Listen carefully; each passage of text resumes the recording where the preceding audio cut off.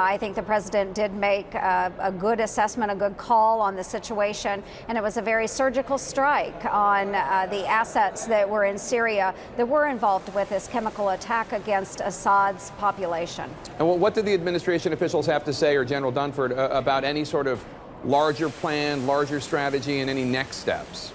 Well, of course, they will be game planning that in the days to come. They have already started that assessment.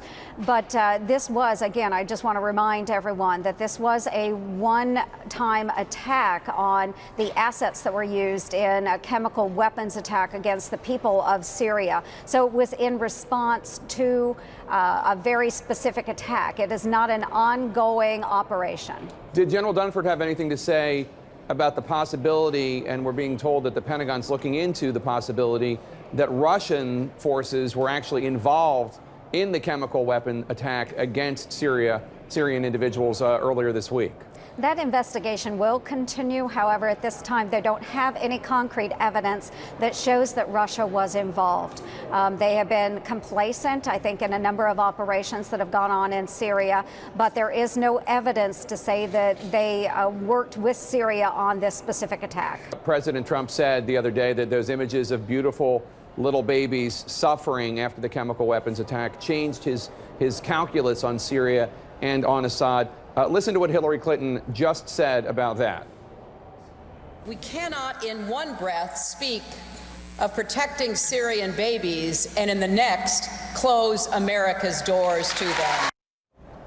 Do you think that President Trump should also change his position on allowing Syrian refugee babies, children, and their mothers perhaps, into the United States?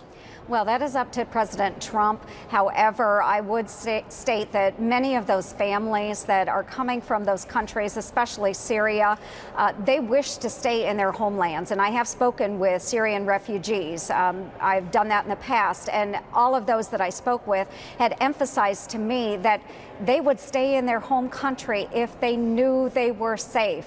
So I think it's important that we are interrupting what's going on, making sure that there are no more chemical attacks, but also getting to the root cause of the problem and making sure that they are protected from ISIS and from this horrible regime. I do support the use of safe zones. I think that's a wise decision and something we need to explore further. However, we need to have an overarching strategy with how we deal with Syria and other issues in the Middle East. We've got to get the root cause of the problem under control.